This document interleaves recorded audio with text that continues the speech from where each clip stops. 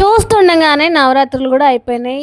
చూస్తూనే ఫెస్టివల్స్ అన్నీ అయిపోతున్నాయి. వినాయక చవితి, నవరాత్రులు, రాఖీ, వరలక్ష్మి వ్రతం వరుసగా అన్నీ అయిపోతూనే ఉన్నాయన్నమాట. ఇంకా దివాళీ ఒకటి పెండింగ్ ఉందనుకుంటా మనకి. అది గూడా చూస్తూనే అయిపోతది. సో, చిక్కడపల్లిలో ద బిగ్గెస్ట్ అమ్మవారున్నారు గదా! సో, అక్కడికి చూడ్డానికని ఎళ్ళామనమాట నిమజ్జనం రోజు. ప్రతిసారి ఎళ్తూనే ఉంటాం. అంటే లైక్ పూజలకి అన్నిటికెళ్ళాం గదా! నిమజ్జనం రోజు ఎళ్ళకుంటే బావుండదని జెప్పేసి ఎళ్ళామనమాట. పైగా మా మరిది వాళ్ళదే ఎళ్ళకుంటే ఫీలవుతాడు. సో, అట్లా అని జెప్పేసి వెళ్ళిపోయాము. మాతో పాటు మా బుడ్డి రియోని గూడా తీసుకొనెళ్ళాం. వాడిని ఎక్కడికెళ్ళినా తీసుకొనెళ్తాము. అదొక అలవాటయిపోయింది మాకు. మాతో పాటు వాడు గూడా ఎంజాయ్ జేయాలి అనుకుంటాం. ఎందుకంటే పాపం వాటికి ఉండేది కొంచెం లైఫే గదా!